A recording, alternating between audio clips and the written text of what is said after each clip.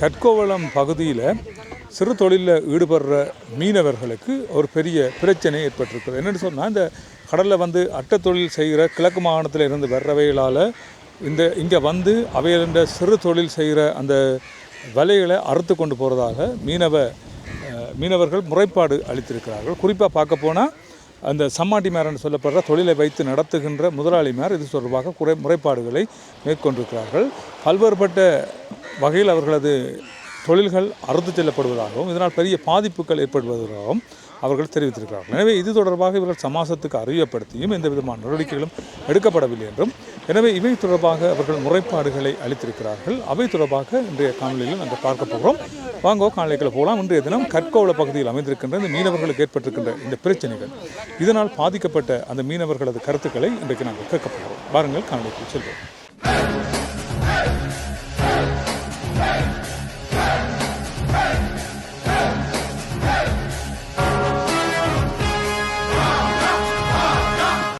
சொல்லுங்கண்ணா, என்ன பிரச்சனை? எங்களை நாங்கள் கரையார கரவலை வளைக்க கிழக்கு மாகாணத்திலேருந்து வந்த போட்காரர் வரமாற்றி கிழக்கரை வச்சு அட்டைக்கு ஓடுறத எங்களோட கரவலையிலெல்லாம் வெட்டி துண்டு உண்டாக்கி விட்டு போயினோம். நாங்கள் கரையிருந்து ஓடி கரைச்சி பிடிக்கிறாது, பெரிய எஞ்சில் ஓடுறதால. அப்போ நாங்கள் வலையிலெல்லாம் வெட்டினோடனே நாங்கள் சேதப்பட்டு சரியாக கஷ்டப்பட்டு தொழில் செய்ய இல்லாமல் இருக்குது. அவைய உயரவாலை 500 மீட்டருக்கு உயரவாலை போக சொல்லி சட்டம் இருக்காண்ணாவே எப்படி 500 மீட்டர் உயரமாக போகணும்னு சொல்லி சட்டம் இருக்கா? அப்படி இல்லாட்டி காற்று நேரம் தான் அவன் கரையை வரையணும். அவைக்கு அவன் கரவலை தொழிலுக்கு உயரவாலை தான் போகணும். அவன் இந்த காற்றுக்காக கரையை வரையினம், அவன் லேசுக்காக வரையினம். ஆனால் எங்களோட தொழில்கள் வெட்டுப்படுகிறது. பெரிய இன்ஜின் வாரபடியாக நாங்கள் தண்டிலாம் துடுப்பிலாம் கரவலை வளைக்கிறோம். நாங்கள் அப்போ வளைச்சி இறங்கி நாங்கள் இழுத்து கொண்டு இருக்க வெட்டி கொண்டு 40 வருஷம் இன்ஜினில் உயர்வார போய் கொண்டிருக்கிறோம். கைகாட்டினாலும் நிற்கிறாங்க இல்லை. அதுக்கான நடவடிக்கை எடுக்கணும். கடற்தொழில் அமைச்சு தான் எடுக்கணும். சமாசங்கள் சங்கங்கள் கற்கோளம் மீனவ சங்கம் ஒன்றும் செய்ய இயலாது. சமாசங்கள் மூலமாக தான் அறிவித்து அதை செயல்படுத்தணும். நன்றி. நான் கற்கோளம் கரவலை சம்மாட்டி தான் கதைக்கிறேன். இந்த கிழக்கு மாவட்டத்திலேருந்து கரையாள வார அட்டை போட்டுக்காரன் தயவு செய்து உயரவாழ போகமாக கேட்டுக்கொள்கிறோம். கரையாள எங்களோட கரைவெளி எல்லாத்தையும் துண்டு நூறாக வெட்டி போட்டு போயினோம். அதால் பாரிய இழப்பை நாங்கள் சந்திக்கிறோம். அதுக்கு உடனடியாக கிழக்கு மாவட்டத்திலேருந்து அந்த அட்டைக்குரிய பொறுப்பாளராக்கள் அதுக்குரிய நடவடிக்கை எடுக்கணும். அவை பெரிய இன்ஜினில் கண்ணை முடிக்கொண்டு வெட்டிட்டு போயினோம். அதை தயவு செய்து அவையில் உயரவாழ போகுமாறு மிகவும் தாழ்மையோடு நாங்கள் கேட்குறோம். உங்களோட சங்கம் ஒரு நடவடிக்கை எடுக்காது? சங்கம் நடவடிக்கை எடுக்கிறதுக்கு சங்கம் பார கடையில் அவன் எங்கேயோ போயிடுவான் பெரிய இன்ஜினில். அப்படி இல்லையான்னு சொன்னால் நாங்கள் கிளச்சி அவையை பிடிக்க வேண்டிய சூழ்நிலைக்கு ஆளாகும். கிளச்சி பிடிச்சா உங்களுக்கு எதிராக நாங்கள் அதுக்கு நடவடிக்கை எடுப்போம். கிளச்சி பிடிச்சா நாங்கள் அவையில் போட்டு இன்ஜினை இழுத்து வைப்போம்.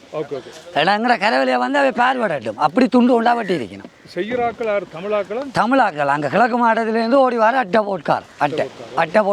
போட்காரால் வேறு என்ன பாதிப்பு எல்லாம் உங்களுக்கு இருக்கு? எங்களுக்கு நாங்கள் வேறு பாதிப்பு அவை உயரத்தான் செய்யணும். ஆனால் கரையால் செய்கிறதாலே எங்களோட கரவலை பாதிக்குது. வலி எல்லாத்தையும் 100 வெட்டிட்டு போயிடும். அதுக்கு உடனடியாக அவை நடவடிக்கை எடுக்கணும். இல்லைன்னா நாங்கள் கரையால் வர போட்டு இழுத்து வைக்க வேண்டிய சூழ்நிலைக்கு ஆளாகும். நாங்கள் கற்கோளம் சம்மாட்டி மேலாக இழுத்து வைக்க வேண்டிய சூழ்நிலைக்கு. நான் சம்மாட்டி. ஓகே. கரவலையில் மீன்பாடு கொஞ்சம் நான் இப்போ சொறி வந்ததால் நாங்கள் செய்யலை. இப்போ போன எல்லாமே எனக்கு 3 நாள் தொடர்ந்து வெட்டிட்டு போயிட்டேன். வெட்டுவன பொறுமதின்னு சொன்னால் அது இன்ஜினில் வெட்டிச்சுன்னு சொன்னால் 5-6 ரூபா மால் அப்படியே விலையில் இல்லாமல் போகுது. அதை நாங்கள் திருப்பி 10 ரூபா ஒரு நாள் 4000 ரூபா கூலி கொடுத்து இந்த வெயிலுக்கு பொத்த முடியாது. திருப்பி அதை டேட்டர் பிடிச்சி வீட்டை வண்டி தான் திருப்பி தோண்டி கிடக்கு. அதுக்காக அவைய மிகவும் உயரவாழ போகுமாறு கேட்டுக்கொள்கிறோம். கரவலை இது டெய்லி நடக்குது. இப்போ இந்த வருஷம் மண்டியில் டெய்லி வேண்ட அட்டை போட்டு இங்கே செய்த காலத்துலேருந்து டெய்லி நடக்குது. நாங்களும் சொல்லி பார்த்துட்டோம். அவையால் கரவலைக்கு உயரவாழ போக சொல்லி நாங்கள் கேட்போம்.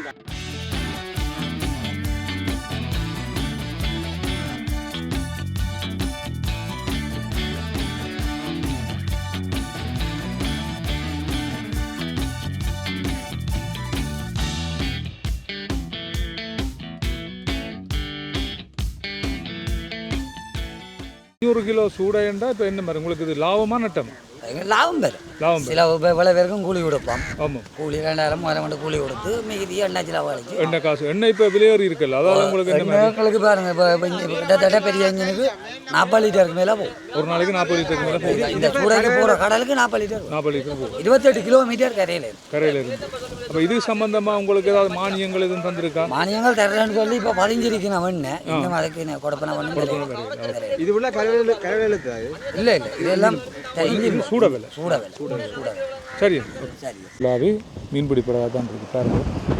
அப்படி எல்லாருமே தங்களோட விலைகளை சீர் செய்கிறதும் மீன்களை தெரிகிறதுமாக தங்களோட ஏற்பாடுகளை மேற்கொண்டிருக்கிறார்.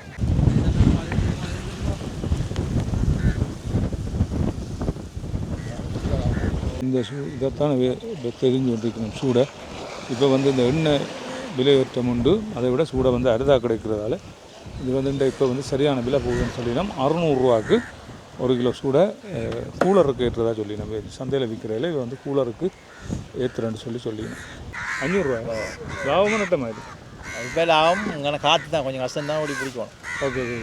காற்றுக்குள்ளே ஓடுற கஷ்டம் இந்த இப்போ கொஞ்ச நாளாக இப்படி இருக்கா இல்லை இப்போ தான் இங்கே தாங்க பட்டு சூட இங்கே பட்டு. ஓகே ஓகே சரி தேங்க்ஸ்.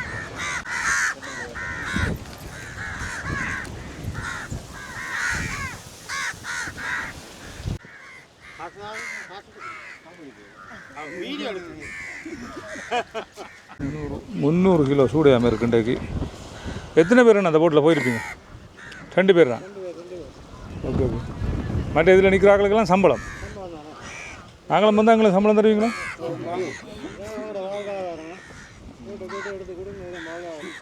ஏன்னா கூலர் கிடப்பீங்களா இந்த மாதிரி கூலர்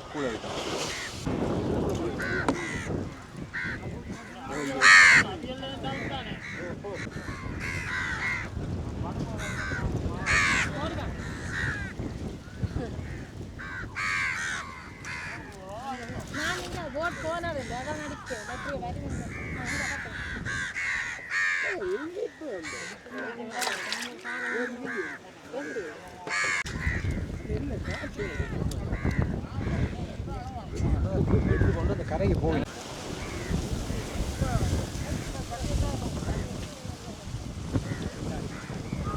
முடிஞ்சுதா நீங்கள் தெரிஞ்சு? காற்று வீசி கொண்டிருக்கு கடற்கரையில், நல்ல வெயில்.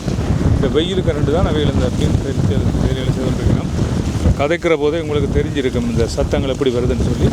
இது பார்த்தீங்கன்னா இதான் பாடி வீடு, நல்ல கூலாக இருக்குது. இருக்கையில் எல்லாம் ஓலையால் எல்லாம் மேய்ஞ்சிருக்கணும். இதுக்குள்ளே தான் அவை தங்களோட விலையில் கொண்டு வைக்கிறதும் இளைப்பாடுற இடமாகவும் இருக்கும். இதுக்குள்ள 2 தான் நான் இப்போ உங்களோட காய்ச்சி கொண்டிருக்கிறேன். உறவுகளை இன்றைய தினம் கற்கோவள பகுதிக்கு அந்த மீனவர்கள் எதிர்கொள்கின்ற பிரச்சனைகள், அவர்கள் எவ்வாறு மீன் பிடிக்கிறார்கள், மீன் தெரித்தல் போன்ற செயற்பாடுகளை உங்களுக்கு நான் காட்டியிருக்கிறேன். மற்றும் ஒரு காணொலியில் சந்திக்கலாம். அதுவரை அன்பு வணக்கங்களை கூறி விடைபெறுகிறேன். நன்றி, வணக்கம்.